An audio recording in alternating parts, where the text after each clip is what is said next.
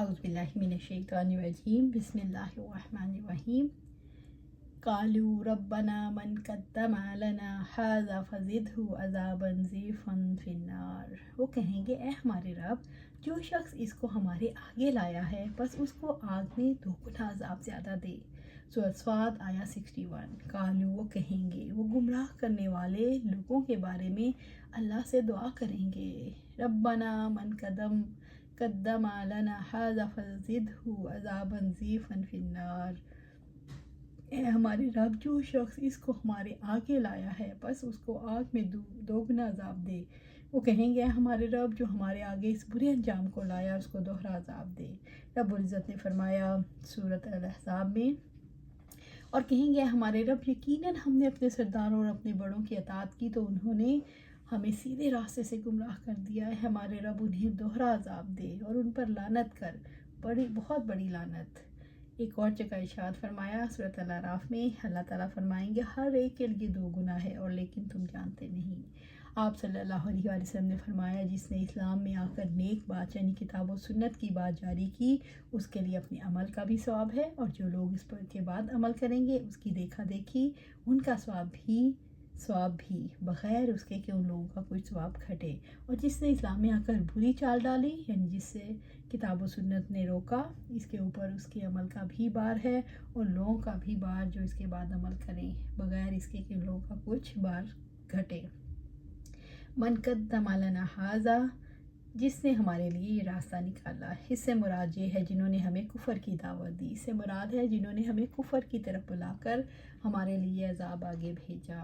وقالوا ما لنا لا نرى رجالا كنا نعدهم من الاشرار، اور وہ کہیں گے ہمیں کیا ہے، ہم ان آدمیوں کو نہیں دیکھتے جنہیں ہم بدترین لوگوں میں شمار کیا کرتے تھے۔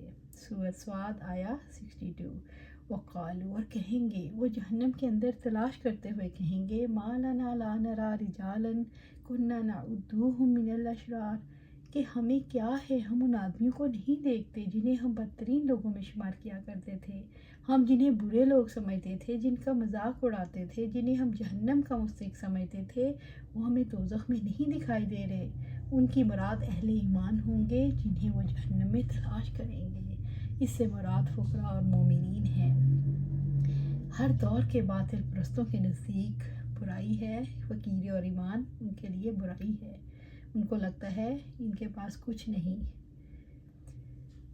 جیسے خباب، صہیب، بلال، عمار رضی اللہ تعالیٰ عنہ اور مومنین کو اشرار کہا جاتا تھا۔ آج بھی اہل باطل حق پرستوں کو بنیاد پرست، دہشت گرد جیسے القابات سے نوازتے ہیں۔ اہل جہنم حق پرستوں کو دنیا میں برا سمجھتے ہیں، وہاں بھی وہ دیکھنا چاہیں گے کہ ان کا کیا انجام ہوا۔ اتخذناہم سخریا ام زاغت عنہم الابصار، کیا ہم نے ان کا مذاق بنایا تھا یا اس سے ہماری نگاہیں ہٹ گئی ہیں۔ سورۃ صاد آیا 63۔ اتخذناہم سخریا ام زاغت عنہم الابصار، کیا ہم نے ان کا مذاق بنایا تھا یا ان سے ہماری نگاہیں ہٹ گئی ہیں۔ وہ کہیں گے ہماری نگاہ ان سے چوک گئی ہے یا ہمارے ساتھ کہیں، یا وہ بھی عذاب میں ہیں۔ دوسری بات یہ بھی ہو سکتی ہے شاید ہمارے ساتھ عذاب میں مبتلا ہوں مگر ہماری آنکھوں سے اوجھل ہیں۔ ایک احتمال یہ ہے کہ ان کا اہل ایمان کے بارے میں یہ موقف دنیا میں ان کے دلوں میں جڑ پکڑ کر عقائد میں ڈھل گیا، انہوں نے اہل ایمان کے بارے میں نہایت کثرت سے جہنمی ہونے کا حکم لگایا، وہ ان کے دلوں میں بیٹھ گیا اور ان کے دل اسی رنگ میں رنگے ہوئے تھے، اسی حال میں انہوں نے اوپر والے الفاظ کہے۔ سورۃ الاعراف میں اللہ سبحانہ وتعالیٰ فرماتی ہیں، کیا یہ وہی لوگ ہیں جن کے بارے میں تم نے قسمیں کھائی تھیں کہ انہیں اللہ تعالیٰ کی کوئی رحمت نہیں پہنچائے گا، جنت میں داخل ہو جاؤ، نہ تم پر کوئی خوف ہے اور نہ تم غمگین ہوگے۔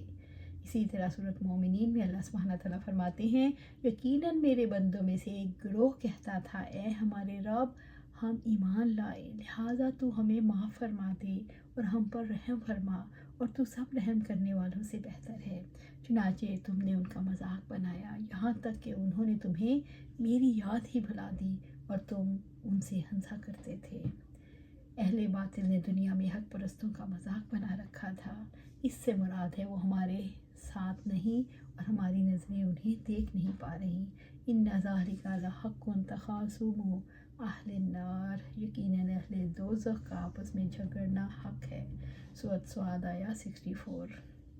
इन्ना ज़ालिका लहक़्क़, यकीनन ये हक है। हमारी रब्बुल इज़्ज़त ने अपनी दी हुई ख़बर के बारे में ताकीद फरमाई कि सच्ची ख़बर है जो दोस्तियों के बारे में है।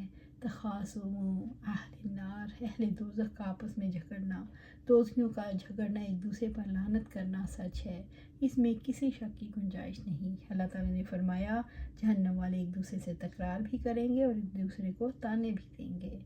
कुल इन्नमा अना मुनज़िर वमा मिन इलाहिन इल्लल्लाह अल वाहिदुल क़हार, आप कह दें मैं तो सिर्फ़ एक ख़बरदार करने वाला हूँ और अल्लाह ताला के सिवा कोई माबूद नहीं, वो एक है बड़ा दबदबे वाला। सूरत स्वाद आया 65। कुल आप कह दें ए मोहम्मद सल्लल्लाहु अलैहि वसल्लम, आप झुटलाने वालों से कह दीजिए इन्नमा अना मुनज़िर, मैं तो सिर्फ़ एक ख़बरदार करने वाला हूँ, मैं तो सिर्फ़ बुरे अंजाम से तंबीह करने वाला हूँ, मैं तुम्हें नेकी की तरफ बुलाता हूँ और बुराई और शर से रोकता हूँ, मैं तुम्हें भलाई की रग़बत दिलाता हूँ।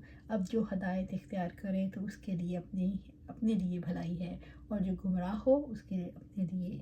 जैसा कि फ़रमाया सूरत काफ में, हम इसको ज़्यादा जानने वाले हैं जो लोग बातें बनाते हैं और आप उन पर कोई जबर करने वाले नहीं।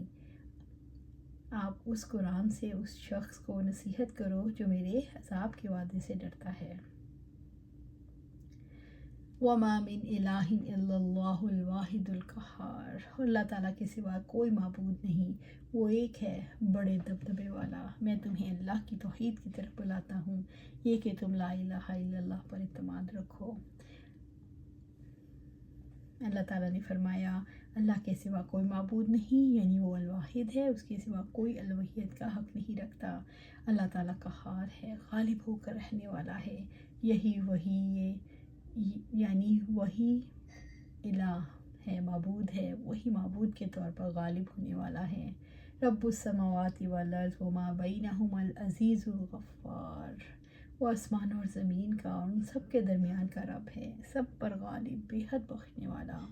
सूरत स्वाद आया 66। रब्बुस समावाति वल अर्ज़ वमा बैनहुमा, वो आसमान और ज़मीन का और उन दोनों के दरमियान का रब है, यानी वो सारे जहान का खालिक है, मालिक है, रब है, राज़िक है, परवरिश करने वाला है, हर चीज़ की तदबीर और इंतज़ाम करने वाला है। अल-अज़ीज़, सब पर गालिब, अल्लाह के कमाल दर्जे का गलबा रखता है।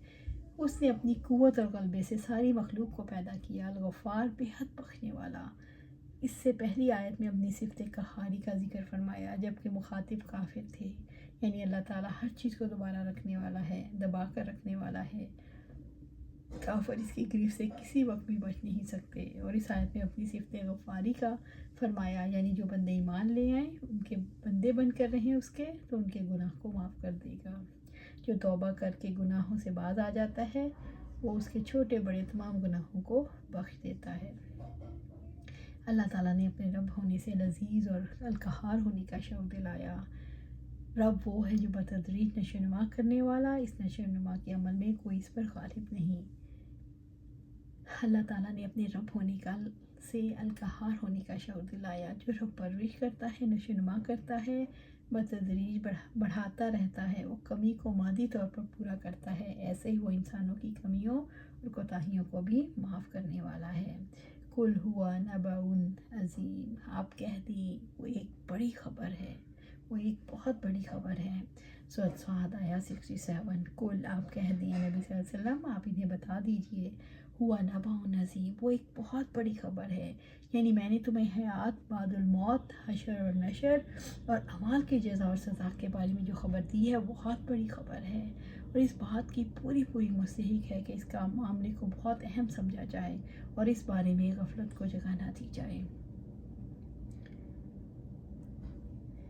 आप सल्लल्लाहु अलैहि वसल्लम फरमा दें ये एक बड़ी शान और अज़मत वाली ख़बर है। अल्लाह ताला ने मुझे तुम्हारी रहनुमाई के लिए रसूल बनाकर भेजा, मगर अफसोस तुम मुझसे मुँह फेर रहे हो। इससे मुराद ऐसी ख़बर है जिससे आखिरत के अज़ाब से डराया जा रहा है। इससे मुराद तुम्हें तौहीद की तरफ बुलाया जा रहा है। अंतुम अन्हु मोरिज़ून, जिससे तुम मुँह फेरने वाले हो। अंतुम अन्हु मोरिज़ून, سورۃ صاد آیا 68، جس سے تم منہ پھیرنے والے ہو، یعنی تم غور و فکر نہیں کرتے، تمہیں میری نبوت کی صداقت کا علم ہو، یعنی تم اس کی سماعت میں اس کے معنی کو سمجھنے میں رغبت نہیں رکھتے، تم اس سے اعراض کرتے ہو، گویا تمہیں حساب کتاب اور ثواب و عذاب کا سامنا کرنا ہی نہیں۔ اگر تمہیں میری بات میں کوئی شک اور میری خبر میں کوئی شبہ ہے تو میں تمہیں ایسی خبریں دیتا ہوں جن کا مجھے کچھ علم نہ تھا، نہ میں نے اس کو کسی کتاب میں پڑھا، میری خبریں کسی کمی بیشی کے بغیر صحیح ثابت ہوئیں، یہ میری صداقت اور جو کچھ میں تمہارے سامنے پیش کرتا ہوں اس کی صحت پر سب سے بڑی اور واضح دلیل ہے۔ بڑی خبر سے اعراض کرنے کی طرف اس لیے توجہ دلائی گئی کہ لوگ اس سے منہ پھیر رہے ہیں، جبکہ وہ ایک بڑی حقیقت ہے جس کی خبر دی جا رہی ہے، لہٰذا اس پر توجہ اور سنجیدگی سے غور کرو اور غافل نہ رہو۔